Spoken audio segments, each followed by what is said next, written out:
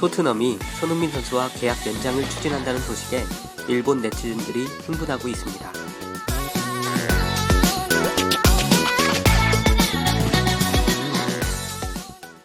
지난 2018년 7월에 토트넘과 5년 연장 계약을 체결했던 손흥민은 2023년 6월 계약이 종료됩니다. 토트넘이 아직 계약 기간이 3년이나 남은 손흥민과 일찌감치 재계약을 추진한다는 소식이 전해졌습니다. 잉글랜드 일간지 데일리 메일의 20일 보도에 따르면 팀 내 핵심 선수는 계약 기간이 2년 남기 전에 계약 연장을 한다는 다니엘 레비 회장 스스로의 불문율을 지키기 위해 손흥민과 새로운 계약을 추진할 것이라고 하네요. 올 시즌 엄청난 활약을 보이고 있는 점을 감안하면 주급의 대폭 인상은 불가피할 것이라는 예상입니다. 이 소식은 일본에도 전해졌습니다. 소식을 접한 일본 네티즌들은 손흥민 선수의 활약에 대한 부러움, 손흥민 선수의 이적 예상, 쿠보, 카가와 등 일본 선수들과의 비교, 국가대표 한일전에 대한 예상 등 다양한 시각의 의견을 보이며 한국 네티즌 못지않게 큰 관심을 보이고 있네요. 야후재팬에 게재된 기사의 내용과 기사에 달린 댓글 반응을 차례로 전해드립니다. 구독과 좋아요 부탁드립니다. 야후재팬의 기사 내용입니다. 토트넘, 한국 국가대표 공격수 손흥민과 계약 연장에 주급 2천만엔에서 대폭 인상될 듯. 프리미어리그의 토트넘이 한국 국가대표 공격수 손흥민과의 계약 연장에 나서고 있다고 영국 신문 데일리 메일이 보도했다. 대폭적인 주급 인상을 포함한 계약 연장이 클럽의 우선사항이 되고 있다고 한다. 토트넘에서 6번째 시즌을 맞이한 손흥민. 프리미어리그에서 4년 연속 두 자릿수 득점을 올리고 있는 이 남자는 올 시즌 절정에 달해 지금까지 공식전 7경기에서 8골 4어시스트를 기록했고 주장인 잉글랜드 국가대표 공격수 해리 케인과의 콤비는 프리미어 최강이라는 평가도 받고 있다. 손흥민과 토트넘의 계약은 2023년까지 남아있지만 클럽은 한국 국가대표 공격수와의 계약 연장을 우선사항으로 생각하고 있는 것으로 알려졌다. 현재 주급 15만 파운드에서 대폭 인상될 것으로 예상되고 있다. 기사에서는 손흥민이 큰 공헌을 했을 뿐만 아니라 상업적인 측면에서도 팀에 없어서는 안 될 존재라고 쓰여져 있다. 28세의 손흥민은 무리뉴에서 키플레이어가 되고 있다. 무리뉴의 취임 이후 18골을 넣었다. 토트넘에서 한국 국가대표 선수의 중요성은 지난 몇 주 동안 강조되고 있으며 이번 시즌 개막 후 7경기에서 8골을 넣었다. 더불어 동남아시아에서 상징적인 존재임을 감안할 때 토트넘의 상업 전략에서도 큰 영향을 갖고 있다. 토트넘의 다니엘 레비 회장은 선수를 자유계약으로 방출하지 않기 위해 선수 계약이 2년 미만으로 남는 것을 용인하지 않는다고 한다. 올해 1월 토트넘은 계약 만료가 임박한 덴마크 국가대표 미드필더 크리스티안 에릭센을 시장 가치보다 낮은 1,700만 파운드의 인테르로 방출하는 실수를 저질렀다. 유사한 예를 만들지 않기 위해서라도 손흥민의 미래에 대한 불확실성은 피하려는 것으로 보인다. 아시아인 사상 최고의 재능이라고 불리우는 손흥민은 2023년 이후에는 토트넘의 일원으로 계속 플레이하게 될까? 기사에 달린 야후재팬의 댓글 반응입니다. 대단해. 정말 대단하네요. 아시아 선수 넘버원인 것은 현 시점에서 틀림없다고 생각합니다. 일본에서도 이런 선수가 나왔으면 좋겠습니다. 아시아 넘버원이라는 것은 반대로 신뢰야. 비교할 대상조차 없는데 아시아 제안으로 선긋지 마라. 아직도 아시아 넘버원이라고 말하고 있냐? 그런 건 한참 전 얘기다. 골 넣을 때마다 일일이 말하지 않아도 된다고. 아시아 선수 넘버원은 손흥민 금지어. 우선 일본인 중에는 프리미어에서 힘으로 밀어붙일 수 있는 피지컬이 있는 선수가 없다는 거죠. 손이 아시아인으로서 상당히 드문 경우긴 하지만 차세대 일본 선수는 덩치가 작은 선수가 더 많으니까. 인의 활약 이후로 목표로 하는 것은 스페인 진출일지도 몰라. 프리미어에서 힘으로 밀어붙일 수 있는 피지컬도 그렇지만 일본인은 슈팅력이 너무 없고 패스 속도가 느림. 이 부분을 개선하지 못하면 프리미어, 라리가는 도저히 무리. 프리미어의 피지컬 전투에 쫄아 스페인을 선택하는 선수가 많은 나라라서 무리무리. 아니지, 그건 주둥이만 두목이면 나오는데 양팔에 시계를 차는 패셔니스타도. 보통이라면 레벨도 높고 급료도 높은 프리미어를 희망하기 마련이다. 라리가는 2강 외에는 무명 선수일 뿐이고 마드리드, 바르셀로나, 아틀레티코와 경기할 수 있다고? 프리미어라면 리버풀, 시티, 유나이티드, 첼시, 스퍼스, 아스날, 레스터, 울브스, 에버튼, 리즈 등과 경기할 수 있어. 라리가 중소팀이라면 무명의 스페인 감독이지만 프리미어라면 하이팀이라도 세계 각국에서 결과를 낸 영향력 있는 감독들이 모여있고 그런 감독에게 지도받을 수 있다. 그러니까 한국인에 이길 수 없다고 생각하면 일본은 축구 국가가 아니니까 라는 식의 변명을 하는 것은 그만둬. 월드컵에서 이기지 못할 때도 마찬가지. 보기 흉하다. 축구하는 일본인은 모두 작으니까 무리겠지. 몸이 큰 사람은 야구나 격투기를 하니까. 안이하게 인정하지 마라. 프리미어와 라리가가 자주 비교 대상이 되는데 라리가의 경우 두세 개 팀이 강할 뿐 중소팀은 무명의 자국 선수 위주로 결성되어 있을 뿐이지 외국인은 금전적인 문제로 저렴한 선수밖에 획득할 수 없다. 실제로 프리미어에서 통하지 않아서 전력 외가된 선수조차 선발로 나갈 수 있을 정도니까. 반면 프리미어는 중하위팀이라도 다른 5대 리그나 변방 리그에서 챔스, 유럽국가 대항전 리그, 월드컵에서 실적을 남긴 선수들이 굴러다니고 있다. 인기 있는 리그에 방영권료가 엄청나서 한 선수에 수십억씩 들일 수 있으니까. 라리가 레벨의 비교 대상은 어디까지나 세리에 A나 분데스리가겠지.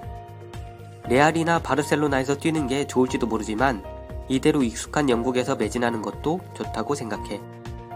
지난 웨스트햄전 선제골을 넣은 움직임을 보면 전혀 놀랍지 않은 금액. 아시아인이라는 좁은 울타리를 넘어섰다. 케인과의 궁합도 잘 맞고 득점도 양산해 주었으면 하네요. 이제 베일도 잘 녹아들면 스퍼스 강하다. 아자르, 템벨레, 쿠티뉴, 그리즈만 왜 저들보다 평가가 낮은 건지 이해가 안 된다. 손흥민 레벨은 100억엔 넘는 선수. 손은 시장가치 100억엔 넘지. 작년 어딘가의 기사에서 150억엔 정도 이르렀다던데 첼시의 아자르, 아틀레티코의 그리즈만은 토트넘의 손과 같은 클래스의 퍼포먼스였던 것 같고 손이 지금 만약 150억엔 정도로 스페인에 이적해서 리그 적응에 고전한다면 손도 아자르나 그리즈만의 반열에 동참시키려나? 야후재팬의 축구팬들 댓글은 너무 편한 대로야. 아시아인이라는 이유만으로 평가가 낮아져 버리는 거지. 솔직히 프리미어의 최고의 존재라고 해도 과언이 아닐 정도의 플레이를 하는데 그 골은 굉장했음. 최고 속도의 드리블로 수비 사이를 술술 빠져나가던데 올해는 엄청난 스탯을 남길 것 같아. 아마 토트넘은 어떻게 해서라도 손을 잡으려고 하겠지. 토트넘에서 타이틀을 많이 따면 레알이나 바르샤에 가지 않아도 충분히 훌륭한 커리어가 된다. 다만 타이틀이 없는 건 정말 아깝다.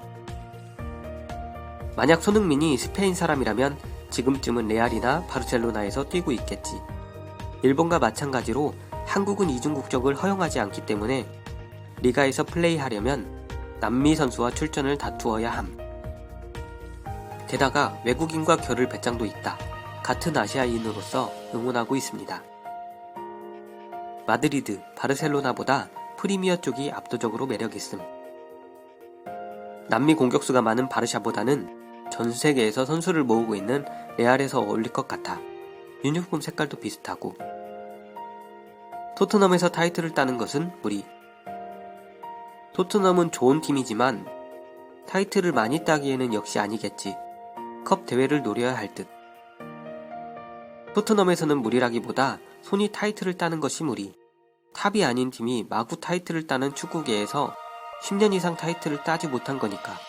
일본인은 중하위권 클럽에서도 타이틀을 획득하고 있어.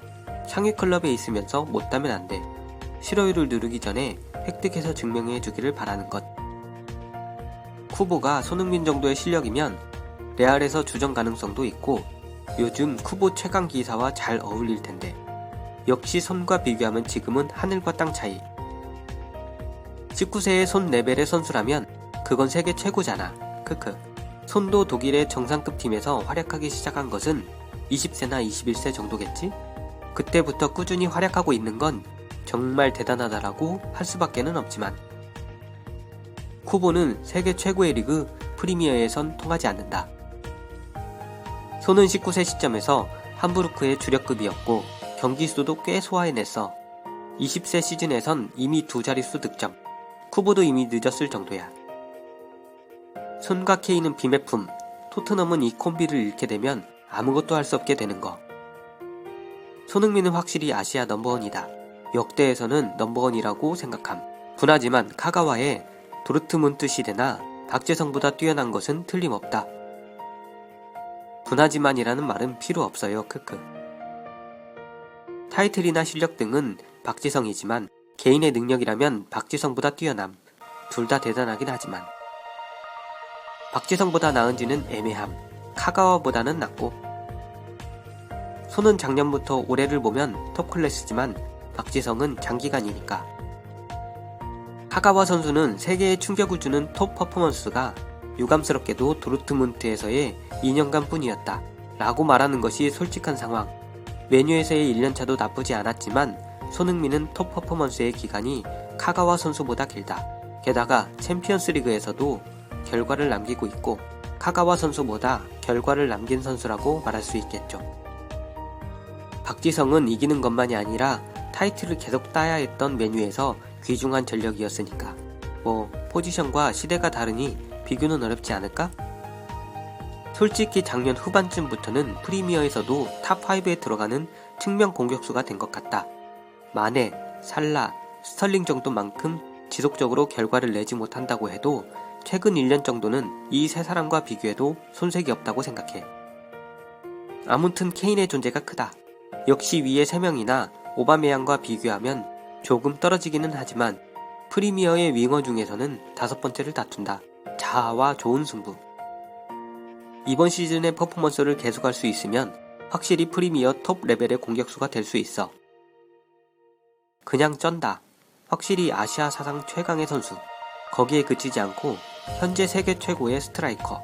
월드컵 예선에서는 이런 선수가 있는 팀과 싸우게 되는 건가? 괜찮아. 나머지가 구멍이니까. 손흥민 대책만 세우면 이길 수 있어. 라고 생각하지만 일본도 감독이 좀 그래서 말이지. 그 나머지 많은 구멍들과 일본이 같은 레벨이기 때문에 곤란한 거죠. 쿠부나 도하는 손흥민처럼 토미야스나 우에다는 손흥민을 셧아웃 시킬 정도의 수비수로 성장했으면 좋겠네요. 손은 굉장하지만 대표팀 경기는 꼭 그렇지도 않아. 종합력으로 어떻게든 할 수밖에 없다. 한국과 붙지 않는 것이 제일이겠지만 강하기 때문이 아니라 기분 나빠지니까. 한국 대표팀의 손흥민은 아르헨티나 대표팀의 메시 같은 느낌. 지금의 한국 대표는 손흥민만 빼면 원더 세계의 한국 대표에 질 것 같은 정도니까 일본이 지지는 않을 듯.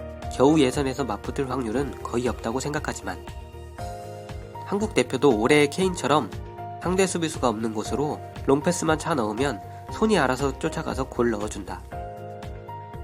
이미 월드클래스 선수이며 프리미어 리그의 스타 선수 중 한 명. 아시아 넘버원은 옛날 얘기. 프리미어에서 피지컬, 테크닉, 슛 결정력에서 외국인을 압도하는 이 정도의 선수가 같은 동아시아에서 나오다니 기쁘기도 하지만 일본인이 아닌 것에 복잡하기도 하다. 이제 아시아 최고 같은 수식어는 붙이지 않아도 좋지 않을까? 정말 대단한 선수, 스타 선수로서 앞으로도 열심히 해주기를. 당연히 재계약해야지. 사심없이 봐도 이번 시즌 프리미어에서 가장 무섭잖아? 올 시즌 케인이 내려와 패서 역할을 하게 되면서 두 사람의 파괴력이 더 엄청나게 되었어. 오늘 소식은 여기까지입니다. 시청해주셔서 대단히 감사합니다.